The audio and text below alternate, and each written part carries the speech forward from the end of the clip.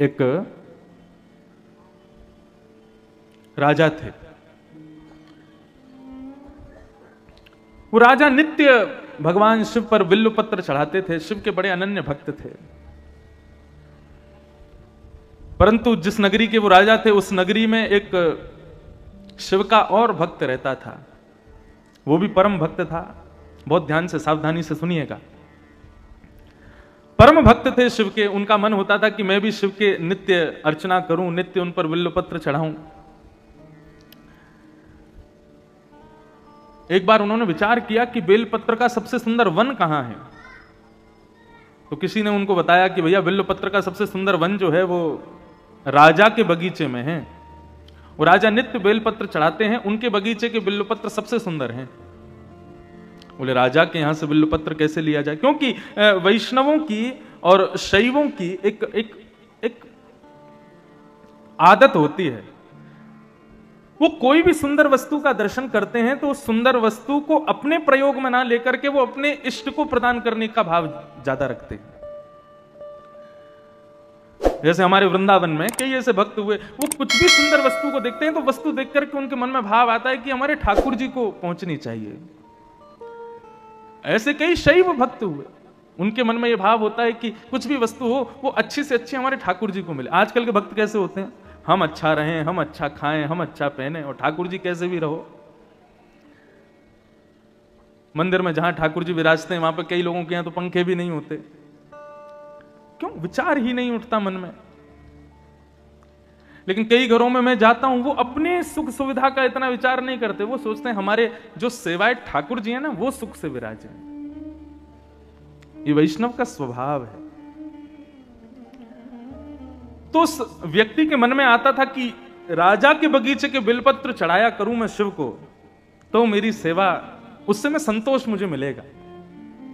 लेकिन कैसे करूं, इतने सैनिक रहते हैं, इतने सब कुछ रहते हैं। तो उसने मन में विचार किया कि मैं शिव महिम्न स्तोत्र का पाठ करूंगा और इसका पाठ करके अपनी दैवी शक्ति को प्रकट करूंगा। और परिणाम यह हुआ कि शिव महिम्न स्तोत्र का इतना पाठ किया गंगा जल में खड़े होकर के कि उसको अदृश्य होने की शक्ति प्राप्त हो गई। वो जब चाहता तब अदृश्य हो जाता। और उसने उस अदृश्य होने की शक्ति का प्रयोग कहां किया? राजा के बगीचे में जाते और बगीचे में जाके बेलपत्र तोड़ते। जैसे ही सैनिक उसको देखते, सैनिक उसको पकड़ने के लिए आते, तो तुरंत अदृश्य हो जाता और बेलपत्र लेकर के चला जाता, जाकर के भगवान शिव पर चढ़ा देता है।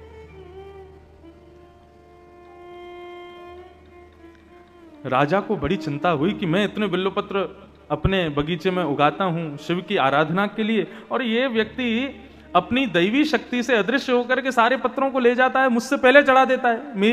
मेरा बगीचा, मेरी मेहनत और बिल्वपत्र चढ़ाता कोई और है। राजा ने यह चिंता जाकर के अपने गुरुदेव को बताई। तो इनके गुरुदेव ने आज्ञा की कि भैया देखो, ये जितनी भी दैवी शक्तियां होती हैं, इनका नाश कब होता है?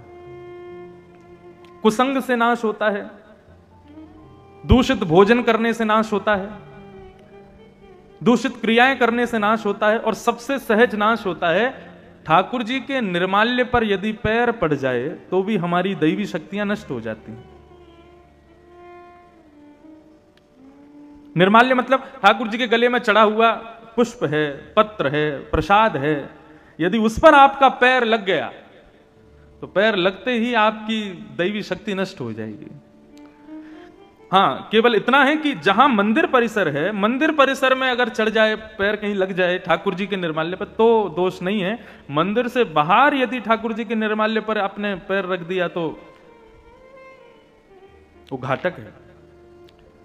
आप नेत्र बंद करते हो, ठाकुर जी प्रकट हो जाते हैं, उनका दर्शन होता है, यह भी एक दैवी शक्ति है। लेकिन आपकी भक्ति में, आपकी सेवा में यदि लेश होने लग जाए तो समझ लेना आपने कहीं ना कहीं अपराध तो किया है, किसी निर्माल्य पर चरण तो रखा है।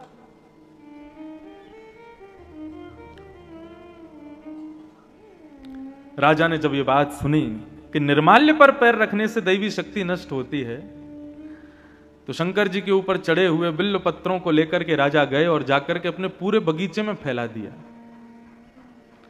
अर्धरात्रि का समय होगा, जब वो भक्त आएगा, वो चोर आएगा, उसको पता नहीं होगा, वो निर्माल्य पर पैर रख देगा तो उसकी शक्ति नष्ट हो जाएगी। अर्धरात्रि का समय, नित्य की सेवा के लिए, बिल्वपत्र तोड़ने के लिए जैसे ही बगीचे में उसने प्रवेश किया, उसको पता नहीं था, शिव पर चढ़े हुए निर्माल्य पर जैसे ही चरण रखा, उसकी अदृश्य होने की शक्ति नष्ट हो गई। उसको पता नहीं था अभी तक, वो तो दिखाते हुए जाता था, जब सैनिक पकड़ने आते थे तब अदृश्य होता था। आज बिल्वपत्र तोड़ने लगा, सैनिक जैसे ही तलवार लेकर के उसको पकड़ने के लिए जाने लगे, उसने जैसे ही अदृश्य होना चाहा, लेकिन आज वो अदृश्य नहीं हो पाया और सैनिकों ने उसको पकड़ लिया। बोले आज आ गया पकड़ में। अब तो वो घबराने लगा, चिंता करने लगा, क्या करूं, कहां जाऊं, कैसे बचूं। सैनिकों ने राजा को बता दिया, बोले कि आज हमने उसको बंदी बना लिया है, पकड़ लिया है। राजा उसको मारने के लिए जैसे ही समीप आने लगे, उस भक्त ने नेत्र बंद करके महादेव का स्मरण किया और स्मरण करते हुए कहने लगा, हे महादेव, मानता हूं कि मैंने चोरी की है, लेकिन किसकी की? पत्र की है। किस लिए की? आपकी आराधना के लिए की है। यदि इससे किसी की संपत्ति नष्ट हुई हो, इससे किसी की आराधना नष्ट हुई हो, तो मैं क्षमा मांगता हूं, लेकिन नाथ मैंने तो केवल आपकी सेवा के लिए इस कार्य को किया था, आप मुझ पर कृपा करो। और नेत्र बंद करके महादेव का स्मरण करते हुए वहीं खड़े खड़े शिव महिम्न स्तोत्र का गान करना प्रारंभ किया। गान करते करते करते करते करते जैसे ही महिम्न स्तोत्र विराम हुआ, राजा ने जाकर के अपनी तलवार से उस पर प्रहार करना चाहा। स्तुति का विराम होते ही उसकी जो अदृश्य होने की शक्ति थी वो पुनः प्रकट हो गई और वो वहां से अदृश्य होकर के महादेव के पास चला गया। कहने का अभिप्राय क्या है, ये इतनी बड़ी कथा मैंने क्यों सुनाई? शिव महिम्न स्तोत्र में इतनी शक्ति है। यदि आप नित्य श्रावण मास में गंगा में कंठ भर जले में खड़े होकर के नित्य 108 शिव महिम्न स्तोत्र का गान करो, पाठ करो, मन चाही सिद्धि प्राप्त कर सकते हो। यहां तक कि अदृश्य होने तक की सिद्धियां प्राप्त हो जाती हैं शिव महिम्न स्तोत्र से। ऐसे स्तुतियों के राजा हैं शिव महिम्न स्तोत्र, लेकिन वो शिव भी किसकी आराधना करते हैं? हमारे श्री कृष्ण की, हमारी श्री किशोरी जी की आराधना करते हैं, हमारी श्री लाडली जी का नाम गाते हैं।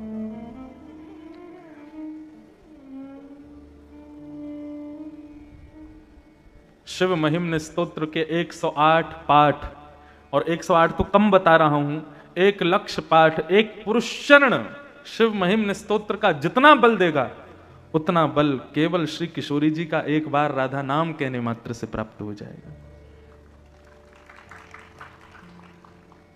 कहे तो सही। आज सुबह जब मंगला में दर्शन करने के लिए गया, मैं तो वही फॉर्मूला अपनाता हूं जो मैं कल कथा में बता रहा था। मैं शिवालय में ओम नमः शिवाय नहीं कहता, मैं शिवालय में जाकर के ठाकुर जी का ही नाम गाता हूं।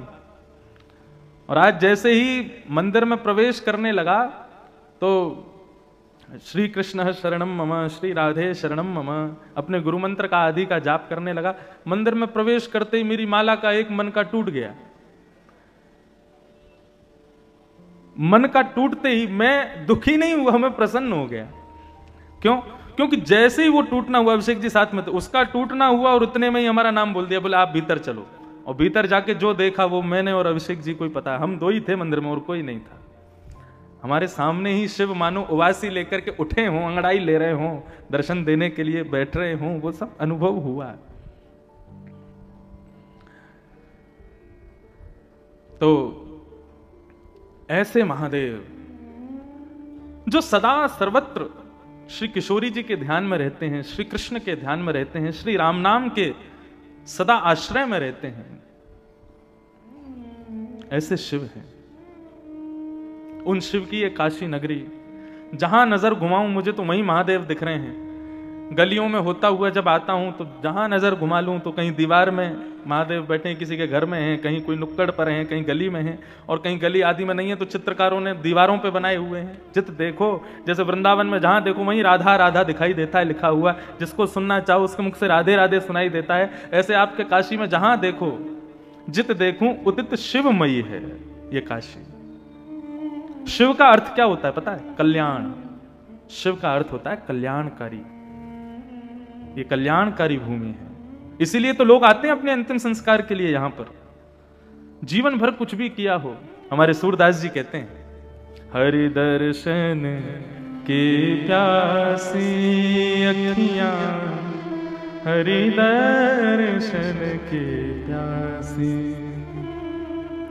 देखो चाहत कमल नयन को, देखो चाहत कमल नयन को, निस दिन रहत उदासी, निस दिन रहत उदासी अखियां, हरि दर्शन की प्यासी। अब सूरदास जी वहां पर ठाकुर जी को धमकी और देते हैं। सूरदास जी नेत्रहीन है, नेत्र नहीं है उनके पास। कोई कहता सूरदास जी आपको तो भगवान ने आंख ही नहीं दी। सूरदास जी बोले मुझे भगवान ने आंख इसलिए नहीं दी क्योंकि ठाकुर जी कहते हैं कि भाई संसार इतना मायावी है, जो इसको देखता है वो इसी का हो जाता है। हे सूरदास मैं तुझे आंखें नहीं दूंगा ताकि तू मेरे अलावा किसी का होए ही ना कभी, इसलिए मुझे आंख नहीं दी। भक्त का एक लक्षण समझो, भक्त ना हर परिस्थिति में पॉजिटिव रहता है, सकारात्मक रहता है। वो कभी अपशगुन को नहीं आने देता अपने आगे।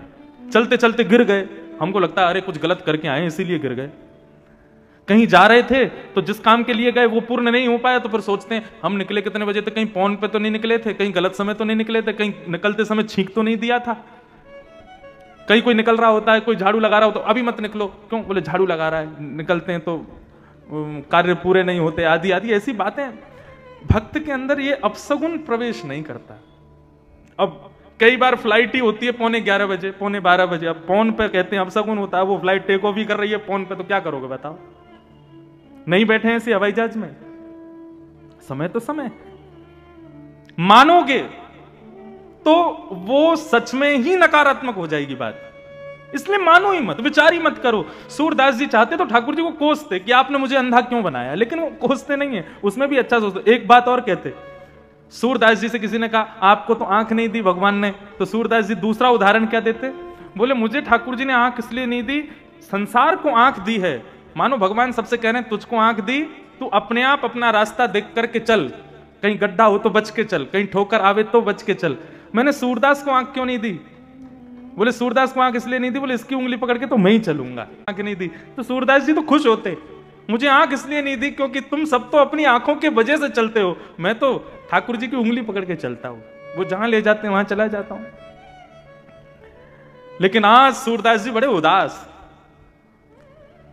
और आज ठाकुर जी से विनती कर रहे हैं, हे नाथ मैंने जीवन भर आपको हृदय में ही देखा है, नेत्रों से कभी नहीं निहारा क्योंकि मुझे दिखता नहीं, लेकिन मैं इस भाव में था, आपने मुझे नेत्र इसलिए नहीं दिए क्योंकि एक दिन आप प्रकट होकर के मुझे दर्शन दोगे, लेकिन कब होगे प्रकट? हे नाथ प्रकट हो जाइए ना।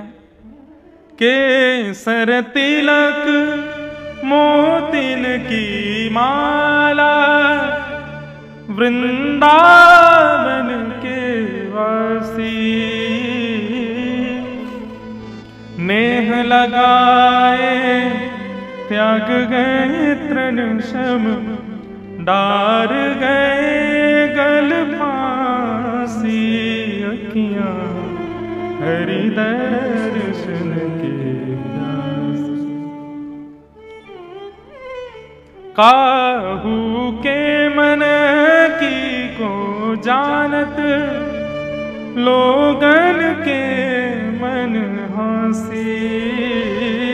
और फिर सूरदास जी धमकी देते हैं ठाकुर जी को, सूरदास प्रभु तुमरे दर्श बिन, ले हो करवट काशी, अखियां हरि दर्शन की प्यासी। अब ये लेहों करवट काशी, इसके बहुत अर्थ हैं, बहुत भाव है।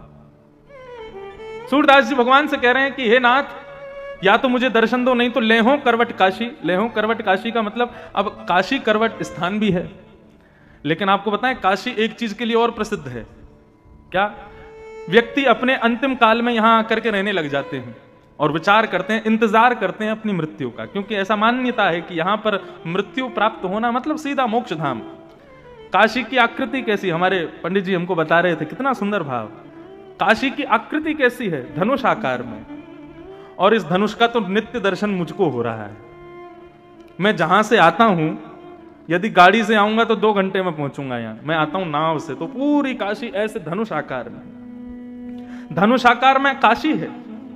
और उसकी प्रत्यंचा कौन है? ये गंगा जी उसकी प्रत्यंचा है। तो धनुष आकार की काशी, प्रत्यंचा गंगा, और धनुष आकार की इस काशी के बिल्कुल मध्य में कौन बैठे हैं? महादेव। मणिकर्णिका के घाट पर श्री काशी विश्वनाथ बैठे हैं। तो मध्य में ही तीर लगाया जाता है। तो मध्य में चालक बैठा है। तीर क्या है? बोले राम नाम ही तीर है।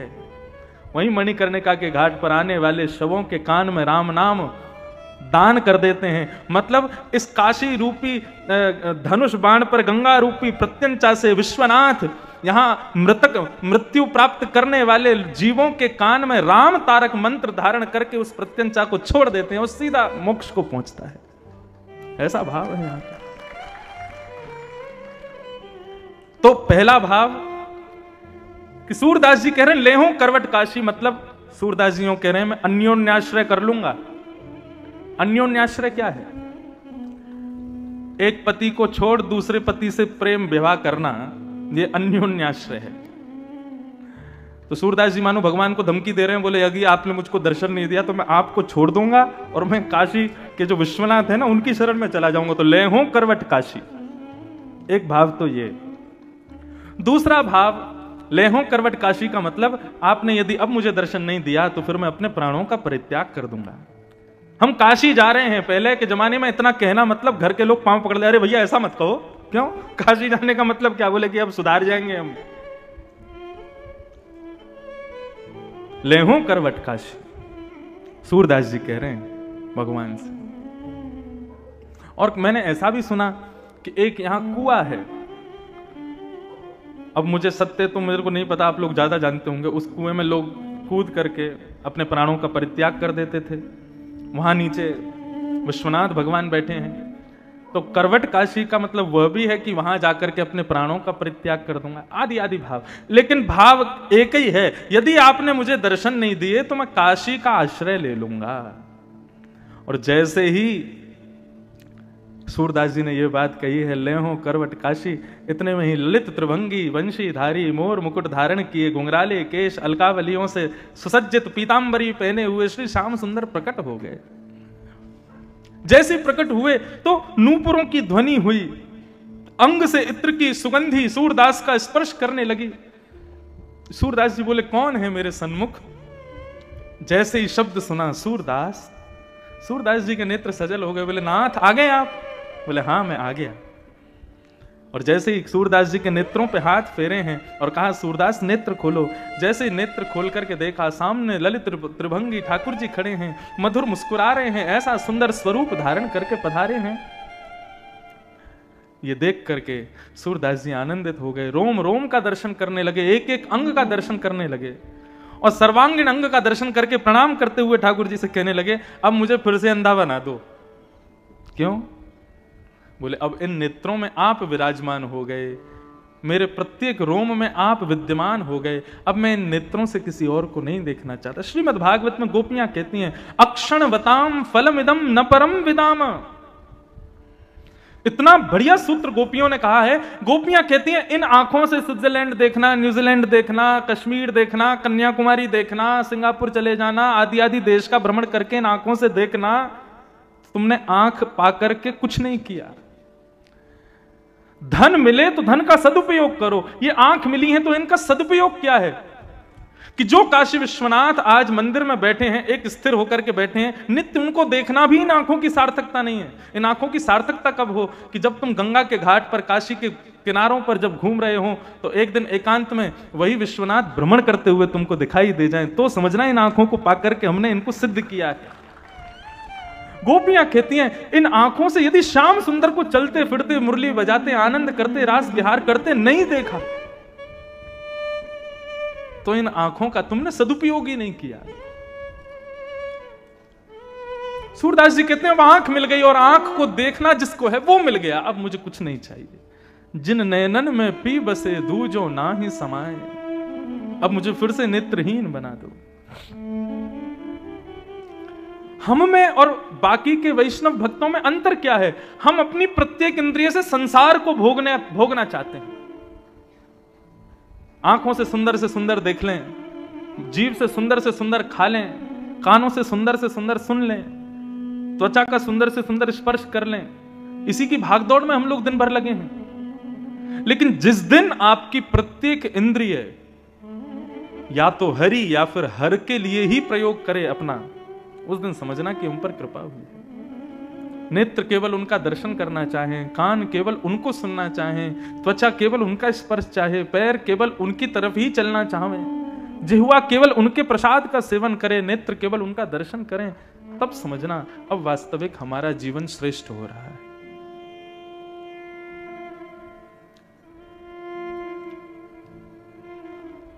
तो ऐसे शिव जो नित्य श्री किशोरी जी का स्मरण करते हैं।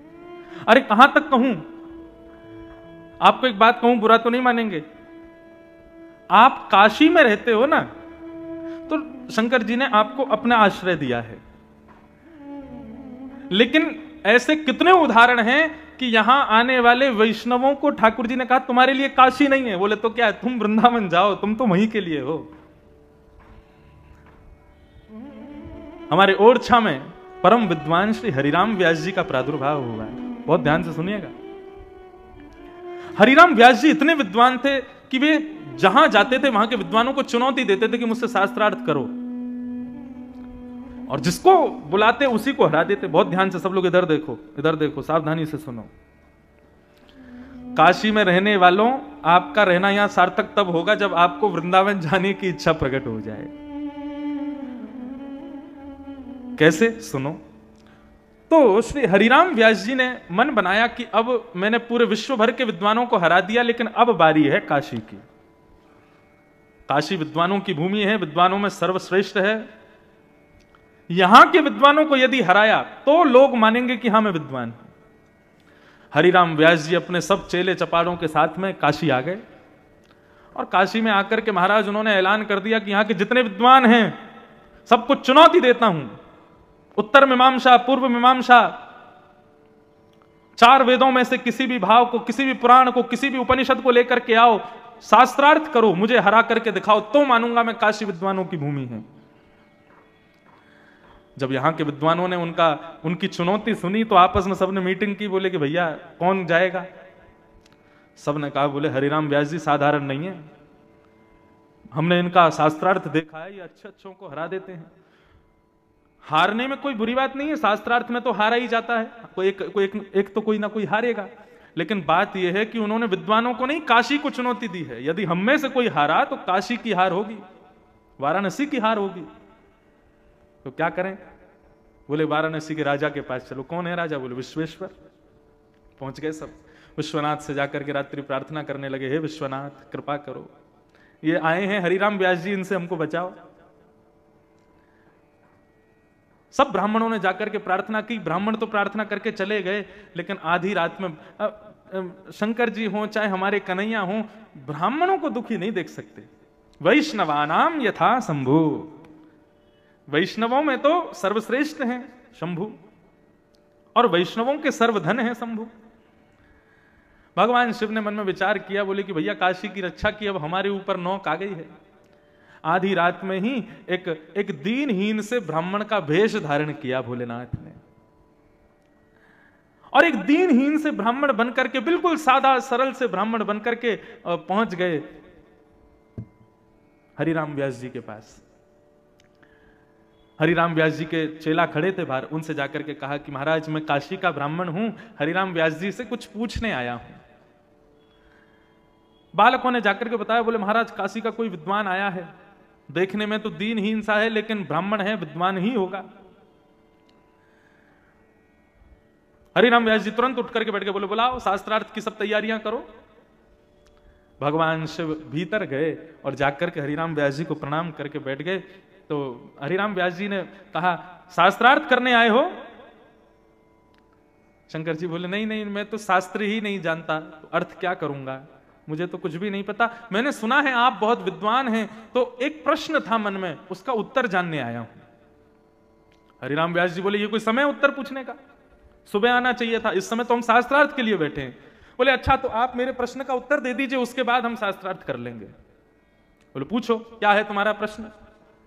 भगवान शिव बोले महाराज मैं ये जानना चाहता हूं कि विवेक किसे कहते हैं। हरिराम व्यास जी बोले विवेक जानने आए हो। बोले हाँ मैं ये जानने आया हूं विवेक कहते किसको है। कथाओं में सुना है बिनु सत्संग विवेक न होई, राम कृपा बिन सुलभ न सोई। राम जी कृपा करके विवेक देते हैं, तो ये विवेक क्या है, मुझे विवेक के बारे में बताइए। हरिराम व्यास जी बोले विवेक का मतलब होता है सद असद का ज्ञान होना, सही गलत की पहचान होना। सद असद का ज्ञान ही विवेक है। महादेव मुस्कुराने लगे, बोले मिल गया उत्तर। बोले उत्तर तो मिल गया, लेकिन प्रभु मैं ये कहना चाहता हूं सही गलत का ज्ञान होना विवेक है, तो मैं आपसे दूसरा प्रश्न ये करना चाहता हूं क्या आप विवेकी हो, क्या आपके पास विवेक है। हरिराम व्यास जी बोले कैसी बात करते हो। बोले नहीं मैं बस ये पूछना चाहता हूं आप विद्वान क्यों हुए, आपने इतनी पढ़ाई की, इतना अध्ययन किया, इतने विद्वान बने किस लिए, केवल ब्राह्मणों को हराने के लिए। विद्वान इसलिए बना जाता है, क्या यही विवेक है आपका। कोई व्यक्ति अध्ययन करता है तो अध्ययन करके उसका कोई ना कोई विचार होता है कि मैं इस ग्रंथ को क्यों पढ़ रहा हूं, इसके पढ़ने के बाद मैं ऐसा करूंगा, मैं ये करूंगा, ये मेरा सत्संकल्प है। लेकिन आपका संकल्प तो हमको इतना मालूम पड़ता है कि आप विद्वान केवल और केवल इन बेचारे सीधे भोले भाले ब्राह्मणों को हराने के लिए बने हो। इतनी विद्या आपने अपने भीतर समा रखी है केवल ब्राह्मणों को हराने के लिए, क्या यही विवेक है आपका। कितने ब्राह्मणों को निराश कर देते हैं आप, कितने ब्राह्मणों को हरा करके हताश कर देते हैं और फिर खुद को विद्वान कहते हैं, क्या यही विवेक है आपका। हरिराम व्यास जी तो मौन चुप बैठे हैं। चेलाओं से कहा बाहर जाओ, गेट बंद करो। बाहर चले गए, गेट बंद कर दिया। हरिराम व्यास जी अपने आसन से उतरे और पैर पकड़ के बोले तुम ब्राह्मण नहीं हो, कौन हो जल्दी बताओ। आप साधारण नहीं हैं, आप कौन हैं, रूप बदल करके आए हैं। इतना विद्वान तो मैं हूं कि मुझे पहचान है कि सामने बैठा व्यक्ति कौन है। आपके शब्द, आपके नेत्र मुझे अपनी ओर आकर्षित कर रहे हैं। आप साधारण नहीं हैं, कौन हैं, प्रकट हो जाइए। इतने में ही ध्याये नित्यम महेशम रजत गिरिनिभं चारु चंद्रावतंसम रत्नाकल्पोज्ज्वलांगम पयशमृगवराभीति हस्तं प्रसन्नम पद्मासीनं समन्तास्तु सममरगणैर्व्याधिकृत्यं वसानं विश्वाद्यं विश्ववन्दनम् अखिलभयहरं पंचवक्त्रं त्रिनेत्रम्। देवादिदेव महादेव श्री विश्वनाथ भगवान प्रकट हो गए। जैसे ही दर्शन किया है हरिराम व्यास जी रुदन करने लगे, पूरा शरीर कंपायमान हो गया, चरणों में गिर गए, क्षमा मांगने लगे। बोले नाथ मुझे क्षमा कर दो। भोलेनाथ ने अपने हृदय से लगाया, बोले हरिराम व्यास तुम साधारण नहीं हो, तुम बहुत विद्वान हो, लेकिन तुमको विद्वत्ता इसलिए प्राप्त नहीं हुई कि तुम ब्राह्मणों को हराओ। अरे तुम तो हमारे कुंज विहारी के, हमारी श्री किशोरी जी की नित्य सखी हो, नित्य सहचरी हो, तुम विशाखा का अवतार हो। तुम्हारे लिए यह काम नहीं है कि तुम जा करके और विद्वानों को हराओ, ये काशी तुम्हारे लिए नहीं है। हरिराम व्यास जी बोले तो मैं क्या करूं, आज्ञा करो। बोले अभी इसी वक्त वृंदावन चले जाओ और श्रीधाम वृंदावन में जाकर के सदा सर्वदा के लिए किशोरी जी के चरणाश्रित हो जाओ, ये काशी तुम्हारे लिए नहीं है। और उसी समय हरिराम व्यास जी अपनी सारी पोथियों को गंगा जी में प्रवाहित करके, बैलगाड़ी भर के पोथियां लेके चलते थे वो, सबको गंगा जी में प्रवाहित किया और गंगा जी को प्रणाम किया, विश्वनाथ को प्रणाम किया और काशी से सीधे वृंदावन चले गए। और वृंदावन में जाकर के वृंदावन के कुंज हमारे मात पिता गुरु बंधु, वृंदावन के लता वृक्ष बल्लरियों को ही अपना भाई बंधु परिवार सखा ये सब के रूप में स्वीकार कर लिया। और तब श्री हरिराम व्यास जी ने एक पद गाया, किशोरी तेरे चरणन की रज पाऊं, किशोरी तोरे चरणन की रज पाऊं, किशोरी तेरे चरण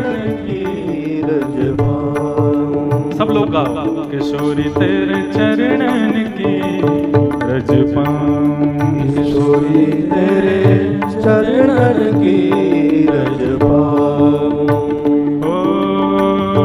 पड़ी रहूं कुंजन के कोने, पड़ी रहूं कुंजन के कोने, पड़ी रहूं कुंजन के कोने, पड़ी रहूं कुंजन के कोने। श्याम राधिका गाऊं,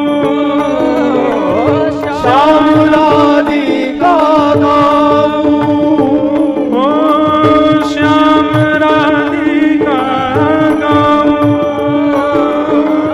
श्याम राधिका गाऊं। किशोरी तेरे चरणन की रज पाऊं, किशोरी तेरे चरणन की रज पाऊं, किशोरी तेरे चरणन की रज पाऊं, किशोरी तेरे चरणन की। श्री वृंदावन धाम की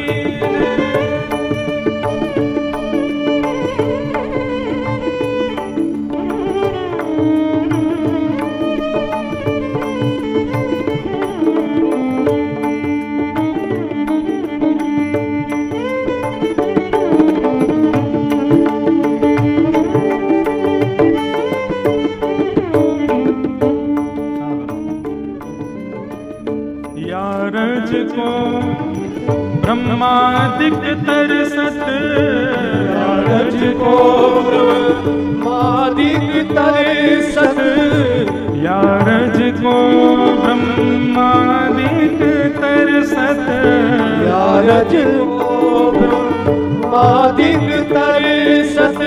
सूरज शीश चढ़ाओ, सूरज शीश चढ़ाओ। किशोरी तेरे चरणन की रज पाऊं, किशोरी तेरे चरणन की रज पाऊं, किशोरी तेरे चरणन की रज पाऊं, किशोरी तेरे चरणन की रज पाऊं। श्री हरिराम व्यास जी वृंदावन में रहने लगे और इन्हीं विश्वनाथ की आज्ञा से चले गए। आज मन में भाव आया, जब प्रातःकाल ब्रह्म मुहूर्त में दर्शन कर रहा था, तो जब विश्वनाथ का दर्शन कर रहा था तो दर्शन करते करते मानो ऐसा भाव लग रहा था कि वो नित्य उच्चारण कर रहे हों, ब्रज जाओ, ब्रज चले जाओ, ब्रज में निवास करो। वो बात अलग है कि मैं जब से आया हूं मुझे काशी ब्रज जैसी लग रही है, मुझे यहाँ वृंदावन जैसा ही लग रहा है। गली मोहल्लों में जब घूम रहा हूँ, यहाँ के लोगों को जब देख रहा हूँ, श्री गंगा जी का जब दर्शन करता हूँ तो ऐसा लगता है कि हमारी यमुना जी बह रही हूँ। गलियों का दर्शन करता हूँ तो ऐसा लगता है कि यही कुंज गली है, यही श्याम गली है, यही श्री किशोरी जी की गली है, यही छिपी गली है। यहाँ के लोगों का दर्शन करता हूँ तो ऐसा लगता है ये ब्रजवासी घूम रहे हैं। काशी में और ब्रज में ज्यादा अंतर नहीं है। लेकिन एक बात बिल्कुल निश्चित रूप से समझ लीजिएगा, मैं कोई स्थान की महिमा बढ़ाने या घटाने की बात नहीं कर रहा हूं, लेकिन विश्वनाथ जब प्रसन्न होंगे ना तो यही आज्ञा करेंगे कि ब्रज चले जाओ, ब्रज में रहो। तन से भले ही काशी में रहो, लेकिन मन से श्री राम वृंदावन के हो जाओ, वृंदावन चले जाओ। यूं ही नहीं उन्होंने भेज दिया हरिराम व्यास जी को हमारे वृंदावन में। व्यास स्वामी ने की छवि निरखूं, व्यास स्वामी की छवि निरखूं, विमल विमल यश गाऊं, विमल विमल यश गाऊं। किशोरी तेरे चरणन की रज पाऊं, किशोरी तेरे चरणन की रज पाऊं। श्री राधे तेरे चरणन की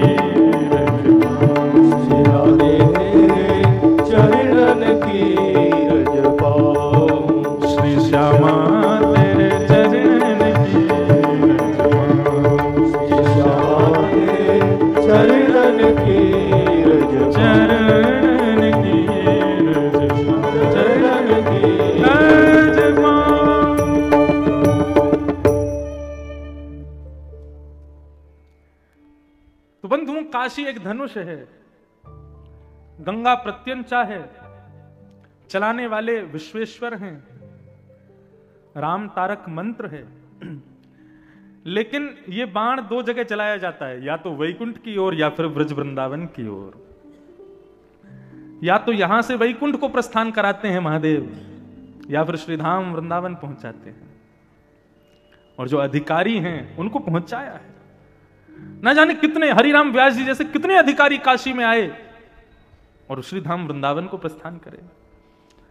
धर्म सम्राट स्वामी श्री करपात्री जी महाराज भले ही तन से काशी में रहते थे, लेकिन मन से सदा श्री श्यामा श्याम के रास बिहार की अनुपम उस माधुर्य में सदा सदावोर रहते थे।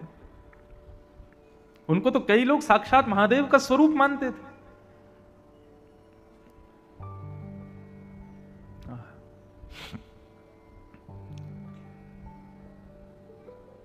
तो काशी आने के बाद भी, महादेव को प्रणाम करने के बाद भी वृंदावन की इच्छा प्रकट हो तो समझो महादेव स्वीकार कर रहे हैं। कल हम लोगों ने महात्मा श्रवण किया, थोड़ा ही श्रवण कर पाए। एक तो 80 घाट पर कथा हो रही है, गंगा जी बगल में, काशी में कथा हो रही है, तो विषय कहां से क्या प्रारंभ होता है, कहां जाता है, मेरे बस में नहीं है। अभी महात्मा ही चल रहा है कल से, लेकिन ठाकुर जी से प्रार्थना करेंगे जैसी जैसी आज्ञा करते जाएंगे वैसा वैसा भाव चले। हमारे अभिषेक जी का तो भाव था, महाराज जी अष्ट सखाओं की वार्ता, ठाकुर जी की ब्रज की लीला वही सुनाओ, और महादेव को वही पसंद है। जब लाला को जन्म भयो तो पहुंच गए वहीं पे, मैया अपने लाल को दर्श करा दे, मैया बोली मैं नहीं कराऊंगी।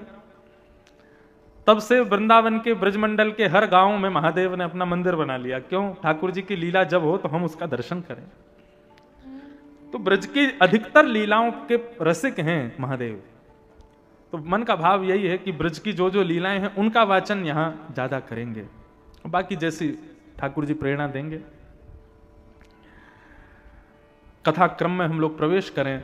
नारद जी महाराज ने यमुना के तट पर एक युवती को देखा। वो युवती कौन है? भक्ति है।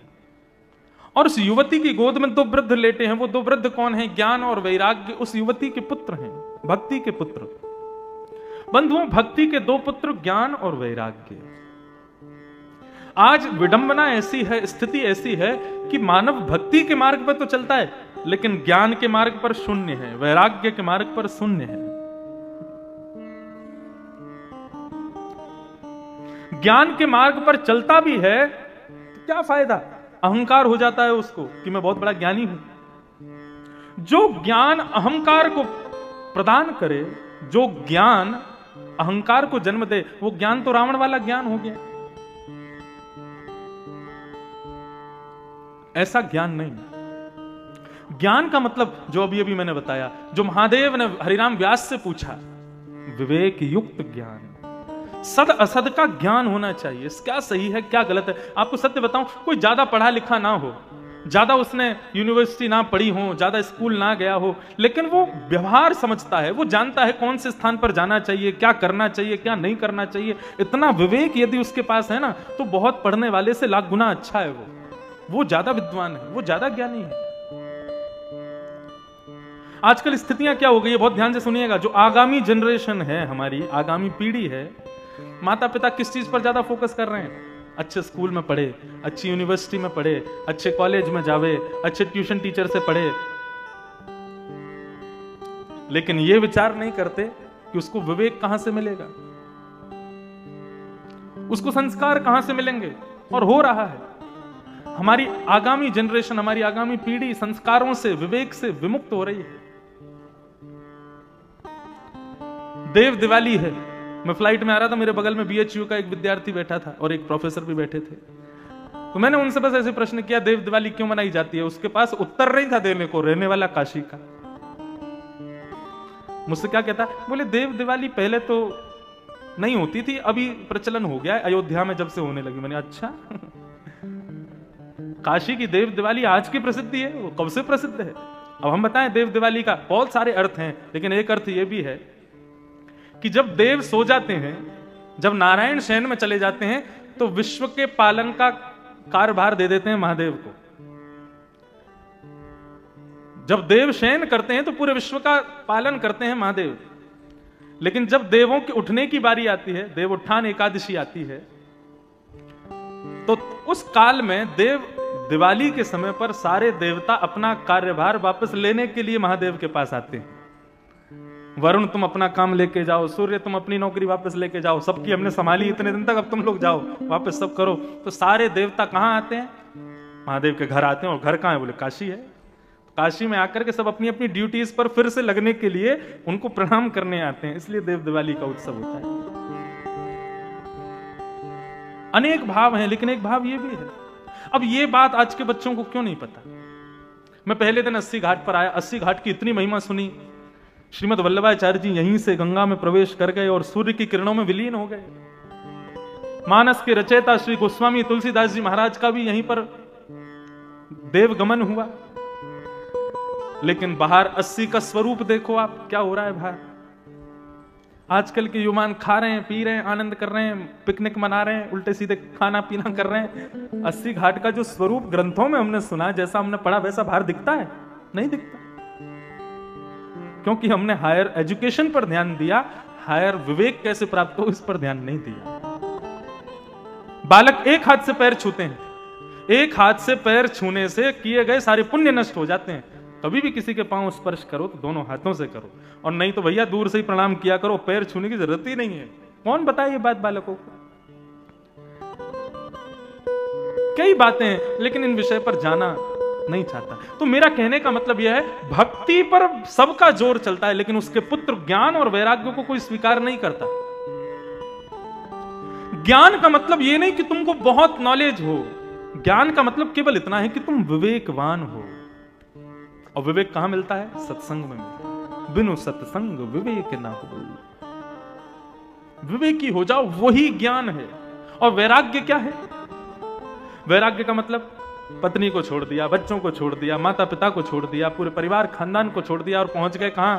कैलाश में जाकर के, बद्रीनाथ में जाके भजन करने लगे। वो वैराग्य है, लेकिन उच्च वैराग्य नहीं है।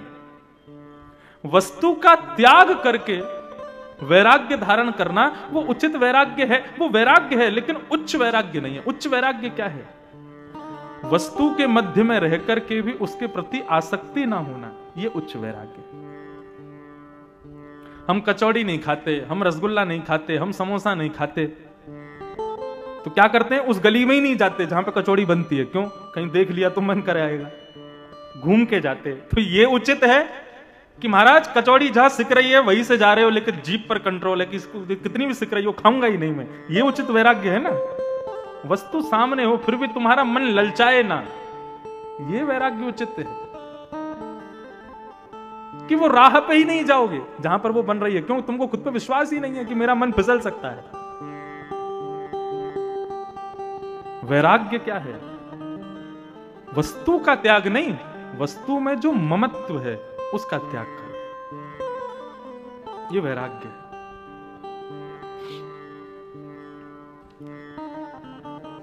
ठाकुर जी के एक भक्त हुए, उनका नाम था श्री कुम्भन दास। क्या नाम था?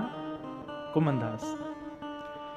कुम्भन दास जी जब गाते थे ना, तो जिस राग को वो गाते थे वो राग सामने खड़ा हो जाता था हाथ जोड़ करके, और नेत्रों से आंसू बहाता रहता था।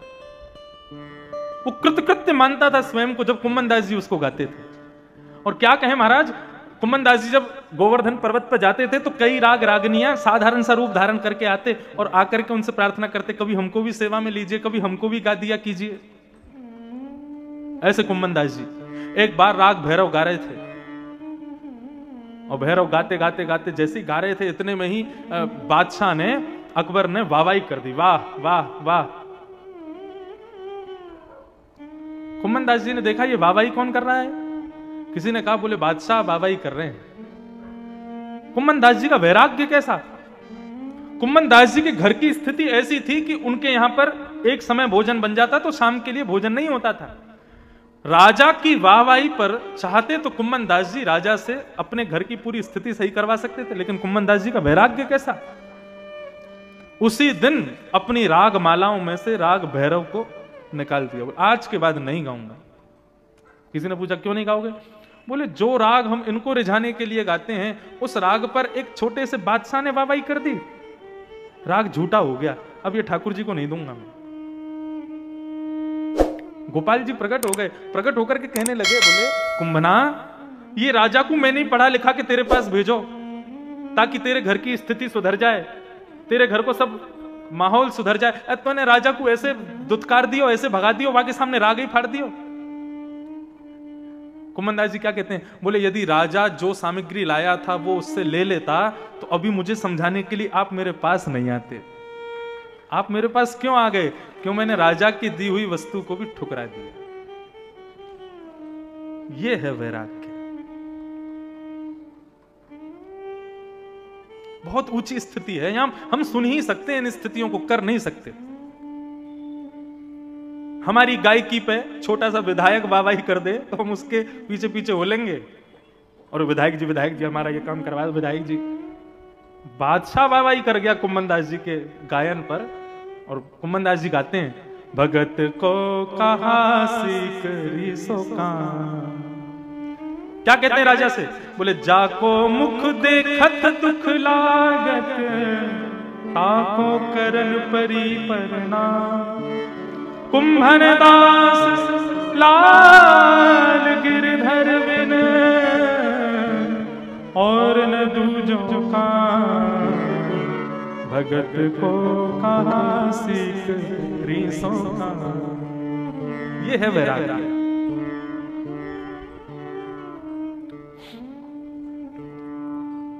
तो वैराग्य और ज्ञान, जब इन दोनों से युक्त हम होते हैं तब हमारी भक्ति प्रकट होती है। नहीं तो बिल्कुल स्पष्ट मानिएगा, बिना ज्ञान और वैराग्य के भक्ति कैसी है? जैसे बिना आत्मा के शरीर कैसा होता है? मृतक। हम सबके हृदय में जो भक्ति है ना, वो कई हद तक ऐसी ही है जैसे बिना आत्मा के शरीर। बिना आत्मा के शरीर को